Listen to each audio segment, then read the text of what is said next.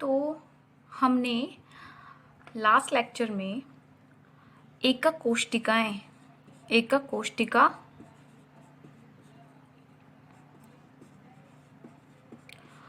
व क्रिस्टल जालक के बारे में पढ़ा था, ठीक है। और हमने एकक कोष्टिकाओं में जो अवयवी कण कहाँ कहाँ प्रेजेंट हो सकते हैं और उसके हिसाब से उन्हें हमने नाम दिया था, जैसे कि आद्य एकक कोष्टिका, दूसरा जो था वो था अंतः एकक कोष्टिका, तीसरा जो हमने पढ़ा था वो पढ़ा था फलक केंद्रित एकक कोष्टिका, और चौथा था अंतः केंद्रित एकक कोष्टिका, ठीक है। तो हमने 4 प्रकार की कोष्टिकाएं पढ़ ली थी। आद्य के अंदर जो अवयवी कण होते हैं वो सिर्फ कोनों पर उपस्थित थे, ठीक है। अंतः केंद्रित में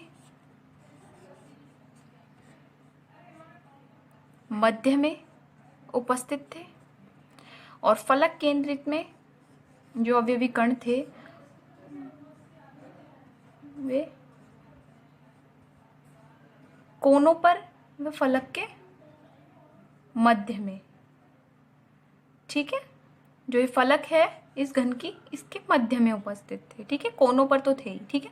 इन सब में कोनों पर तो उपस्थित है ही, उनके साथ किसी दूसरी में भी, मतलब दूसरी जगह पर भी ये उपस्थित है, ठीक है। और अंतः केंद्रित में किसी भी 2 आमने सामने की फलक पर ये उपस्थित है, ठीक है, अवयवी कण। तो यहाँ तक हम बात कर चुके थे, ठीक है। अब आगे हम पढ़ेंगे कि एकक कोष्टिकाएं जो हैं उनके अंदर हमने बात की थी। तो हमने जो एकक कोष्टिका के बारे में देखा, तो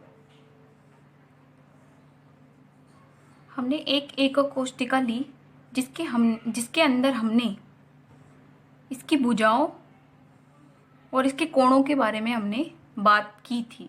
तो इसमें अगर आप ये वाला पॉइंट अगर मैं बनाती हूँ तो ये इस तरीके से है, इसकी तीनों भुजाएं, ठीक है। इसको मान सकते हो आप एक्स एक्सिस, वाई एक्सिस और जेड एक्सिस, ठीक है। तो इस प्रकार से ये बना हुआ है, ठीक है।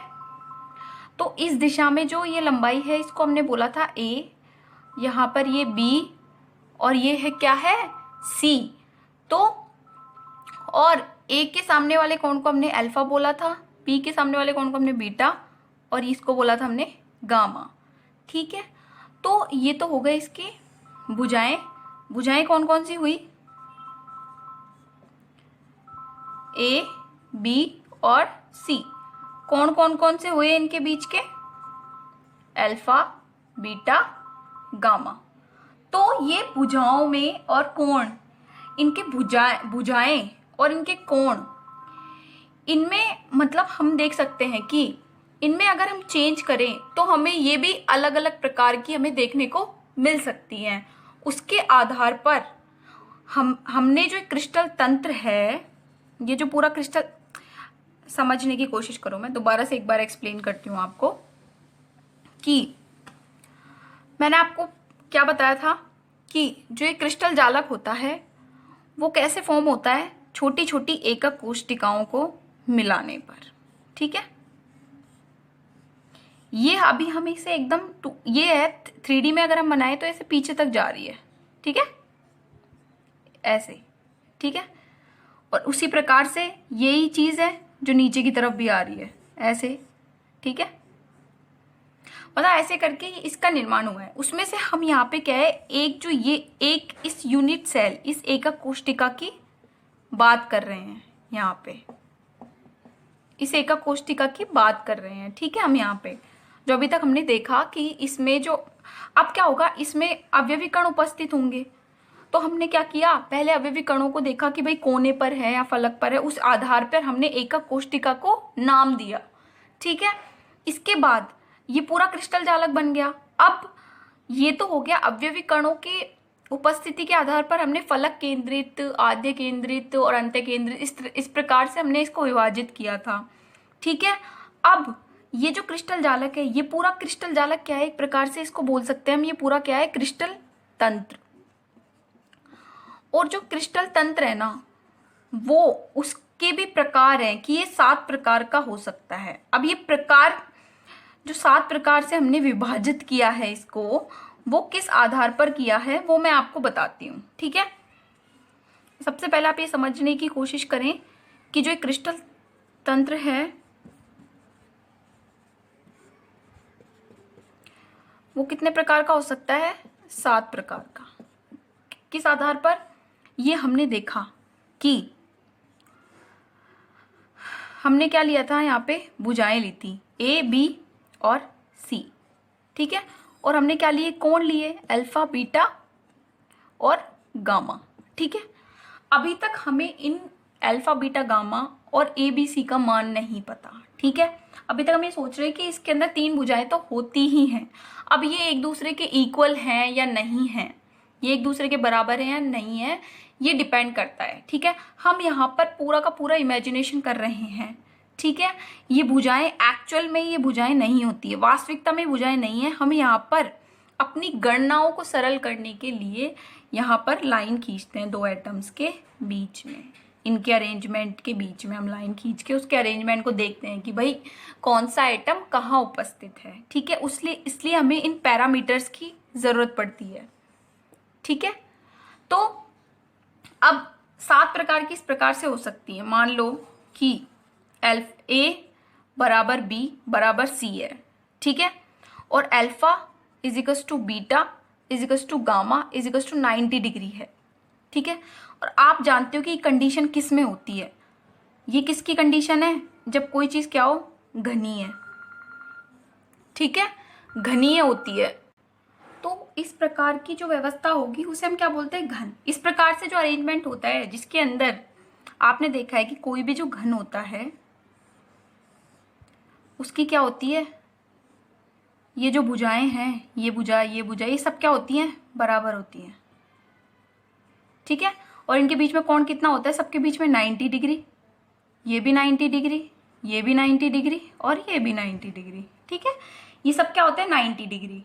ठीक है, और हम जिसमें देख रहे हैं क्रिस्टल में, उसमें क्या होगा, यहाँ पर एटम्स प्रेजेंट होंगे इसके। ठीक है, तो ये क्या हो गया, घन। ठीक है, पहली प्रकार की हमें जो अरेंजमेंट मिला वो क्या मिला, हमें घनीय। ठीक है, दूसरा प्रकार हमें क्या देखने को मिल सकता है, दूसरा प्रकार हमें देखने को मिल सकता है कि इसमें ए इक्वल टू बी हो, जो कि नॉट इक्वल टू सी हो। ठीक है, 2 भुजाएं बराबर और तीसरी भुजा बराबर नहीं हो। ठीक है, और अल्फा, बीटा और गामा जो है वो 90 डिग्री है। इस प्रकार के अरेंजमेंट को हम बोलते हैं द्विसमलंबाक्ष। ठीक है, द्विसमलंबाक्ष। एक बार मैं इसको दोबारा से बताती हूँ आप लोगों को। ठीक है, सबसे पहला हमने बात की घनीय की। ठीक है, जिसमें ए भुजाएं जो थी वो बराबर थी, कोण भी क्या थे, 90 डिग्री के। ठीक है, दूसरी हमने बात की जिसमें हमने ए इक्वल टू बी था लेकिन नॉट इक्वल टू सी था, एक भुजा बराबर नहीं थी और कोण क्या थे, 90 डिग्री।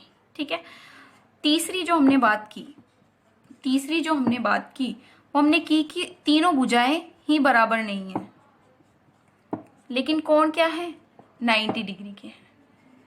ठीक है, चौथी जो हमने बात की वो बात की है कि alpha A is equal to B हो लेकिन नॉट इक्वल टू क्या हो, सी हो।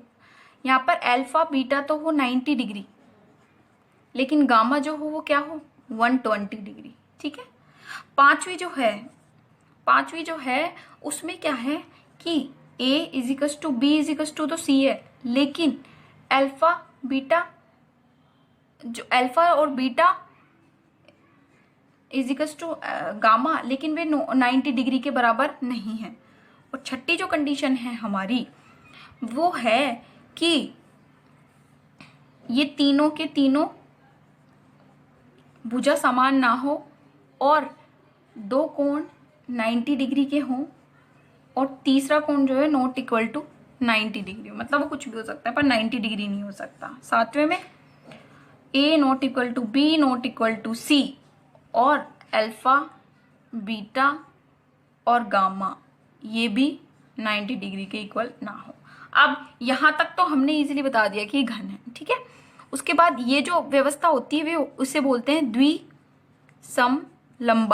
क्या बोलते हैं? द्विसमलंबाक्ष, ठीक है। इसको हम बोलेंगे विषम समलंबाक्ष, ठीक है।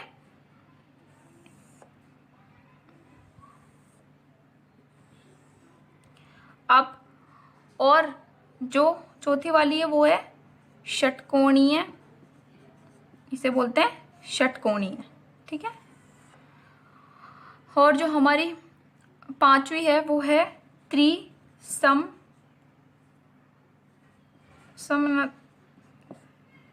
त्रिसमनताक्ष, ठीक है, जो भी है इसका प्रोनाउंसिएशन, और इसको त्रिकोणीय भी बोलती हैं, ठीक है। और जो हमारी छठी है वो है एकंताक्ष, और जो सातवीं है वो है हमारी त्रिंताक्ष, ठीक है। अब एक बार फिर से हम इसको देखते हैं। तो सबसे पहले हमने बात की घनीय की। घनीय में क्या होगा भाई, घन वाली जो व्यवस्था है वो सबसे ज्यादा, जिसे बोल सकते हैं आप, बहुत ज्यादा सिमेट्रिक है एक तरीके से। तीनों भुजाएं बराबर हैं और तीनों जो कोण हैं वे हैं 90 डिग्री के। उसके बाद हमने बात की द्विसमलंबाक्ष की। इसमें क्या होगा कि कोण तो 90 डिग्री है, ठीक है, कोण तो 90 डिग्री है तीनों, लेकिन एक भुजा जो है वो बराबर नहीं है। विषम समलंबाक्ष में तीनों भुजाएं समान नहीं है जबकि कोण क्या है 90 डिग्री। षटकोणीय में क्या होगा कि एक भुजा बराबर नहीं होगी, दो भुजाएं बराबर होंगी। इसमें दो कोण 90 डिग्री के हैं और एक जो है वो है 120 डिग्री का, ठीक है। त्रिसमनताक्ष में क्या होगा कि तीनों भुजाएं बराबर हैं लेकिन एक कोण बराबर नहीं है। एकंताक्ष में क्या होगा, तीनों भुजाएं बराबर नहीं है और एक कोण जो है, दो कोण तो 90 डिग्री के हैं और एक जो कोण है वो 90 डिग्री का नहीं है। त्रिंताक्ष में क्या होता है, ये जो तीनों भुजाएं हैं वो एक दूसरे के बराबर नहीं होती और तीनों ही कोण 90 डिग्री के नहीं होते। इसे हम बोलते हैं मोस्ट, जो बोलते हैं ना, जैसे सबसे ज्यादा सिमेट्रिक होती है, एसिमेट्रिक होती है सबसे ज्यादा, ठीक है। तो इस प्रकार से ये हमें क्या मिले, क्रिस्टल तंत्र मिला हमें, ठीक है, कि इस प्रकार से ये हो सकता है भुजाओं के अकॉर्डिंग, कि मतलब भुजाएं और अगर हम उनके कोणों को अलग कर दें तो हमें अलग अलग प्रकार की व्यवस्थाएं देखने को मिल सकती हैं। ये टोटल 7 प्रकार की हैं, 7 से ये और नहीं हो सकती, ठीक है। तो ये क्या है, 7 प्रकार की हैं। अब इनके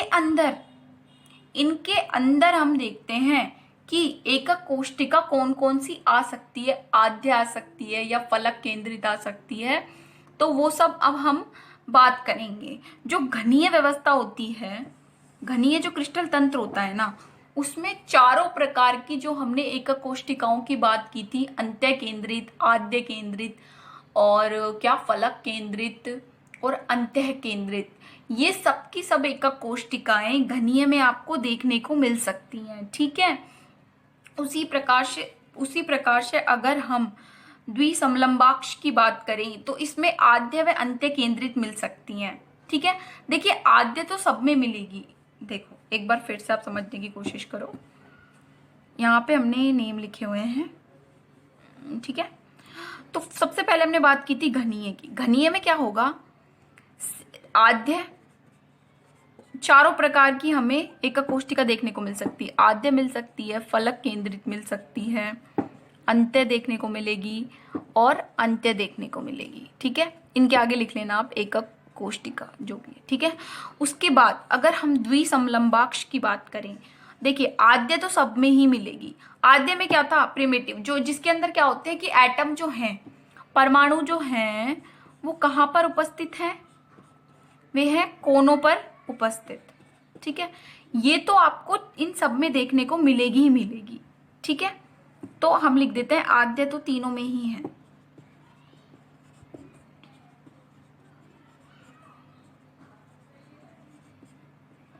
यहाँ भी क्या आएगा, आद्य। उसके बाद द्विसमलंबाक्ष में एक जो देखने को मिलती है वो होती है अंतः केंद्रित। इसमें इसके अलावा ये देखने को मिल सकती है, बाकी फलक और ये इसमें देखने को आपको नहीं मिलेगी। ठीक है। विषम समलंबाक्ष की बात करें तो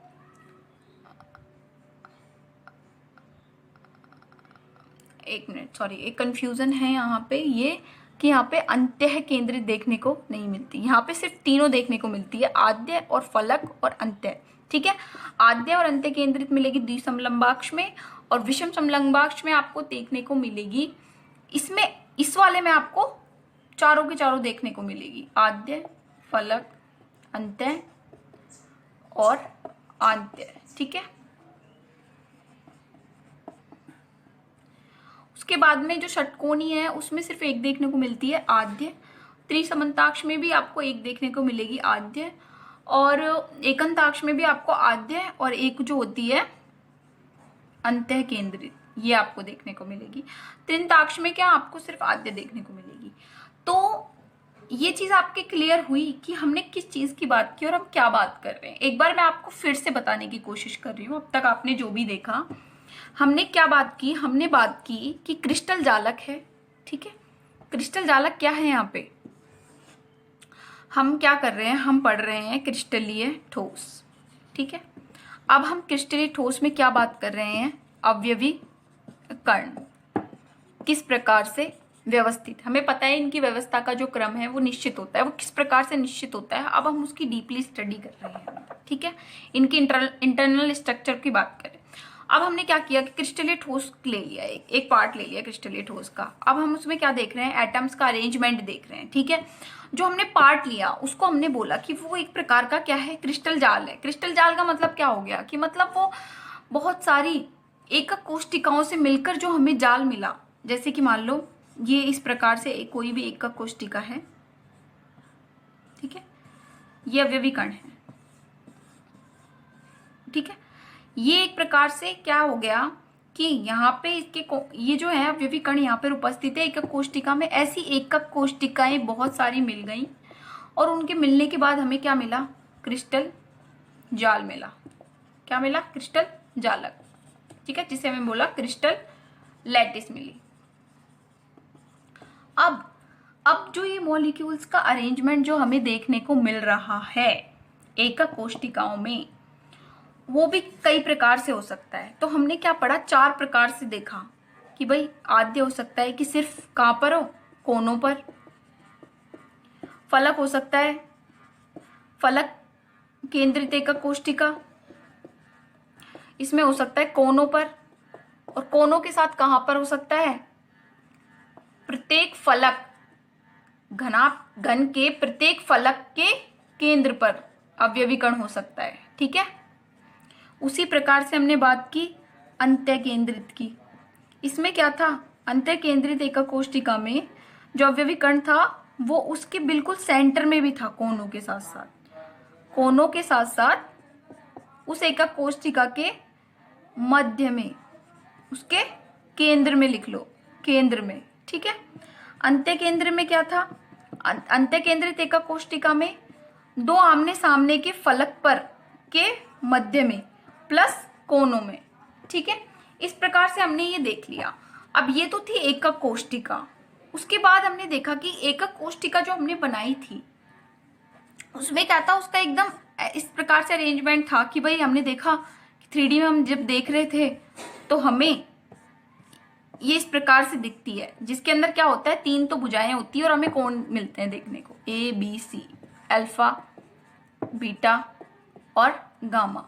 तो हमने देखा कि इनमें भी परिवर्तन मिल सकता है कि भाई पूरे ही क्रिस्टल में जो है ABC तीनों भुजाएं बराबर हो या फिर एक भुजा बराबर ना हो। इस प्रकार से पूरे क्रिस्टल में ये बनी हुई हो। देखो इस प्रकार से कि भाई ऐसे बोला कि मान लो ये है, लेकिन तीसरी भुजाएं जो इनके बराबर नहीं हो, वो थोड़ी सी लंबी है, इस प्रकार से, इस प्रकार से थोड़ी सी, या छोटी भी मान सकते हो कि छोटी हो। ठीक है। इस प्रकार से हमें मिल रहे हैं, ये एटम प्रेजेंट है यहाँ पे। ठीक है।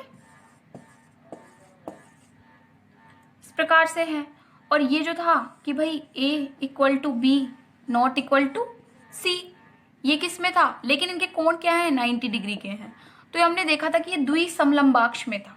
तो उस प्रकार से हमने देखा कि जो क्रिस्टल तंत्र है वो 7 प्रकार का हो सकता है, जिसके अंदर हमने देखा कि घनीय भी हो सकता है, वो द्विसमलंबाक्ष भी हो सकता है। क्या क्या हो सकता है, घनीय हो सकता है, घनीय हो सकता है, द्विसमलंबाक्ष हो सकता है, विषम समलंबाक्ष हो सकता है, षटकोणीय हो सकता है, त्रिसमन्ताक्ष हो सकता है, एकंताक्ष हो सकता है और त्रिंताक्ष हो सकता है। इस प्रकार से क्या हो सकते हैं, 7 प्रकार के हमें देखने को मिल सकते हैं। अब इसके अंदर एकक कोष्टिका किस प्रकार की आएगी, वो देखिए आद्य एकक कोष्टिका तो सब में होगी भाई, कोनों पर तो सब में प्रेजेंट आपको मिल सकते हैं, लेकिन बाकी की जो एकक कोष्टिकाएं हैं वे आपको इन सातों के सातों क्रिस्टल तंत्र में आपको देखने को नहीं मिलेगी। ठीक है, तो उसी प्रकार से मतलब मॉलिक्यूल्स जो हैं वो किस प्रकार से अरेंज होंगे ये डिपेंड करेगा उस क्रिस्टल तंत्र पर। ठीक है, तो ठीक है।